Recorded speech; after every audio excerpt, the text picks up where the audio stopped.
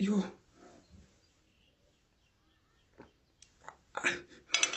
Yo.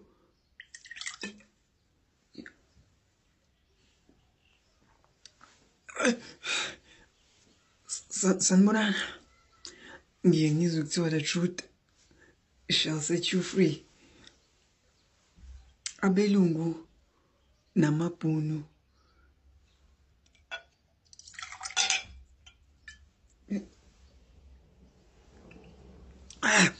had a problem, and ukumitha komuntu wesilisa was the only solution. Scientists, with the help of a global medical institution, have just made a groundbreaking discovery. Sebethole indlela yokuthi umuntu wesilisa amithe. Umuntu wesilisa can now carry a fetus eswini sakhe sikhule kuze kuthi kuphume ingane. Unfortunately, indlela yokuthi iphume ingane ayikakenziwa, so for now umuntu wesilisa usasikwa isisu ukuze kuphume ingane. I'm sure uyayibuza ukuthi lento yenzeka kanjani. Well, uDr. Julian Mitchell, a world-renowned scientist kwi-field ye-medical regeneration, uspende iminyaka elokhu experimenta with stem cell.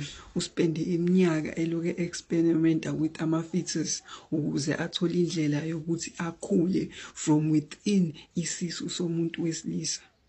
uDr. Mitchell bamhlalisa phansi ngo-2024 bambuza kwi-interview ukuthi uyenze kanjani lento ayenzile, because lento idefya ama-laws of physics, idefya ama-laws aNkulunkulu.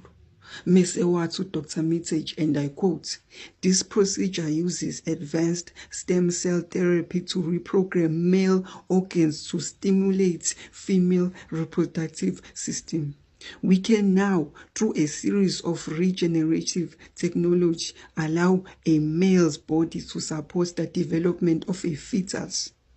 Kahle kahle uqonda ukuthi sebekwazi ukushintsha ama-insight akho njengomuntu wesilisa ukuthi afane nama-insight awomuntu wesifazane. In that way, isisu sakho sizokwazi ukuthwala ingane for 9 months. Umuntu oqala ukwenza lento yaphumelela was uJoshua Mitchell.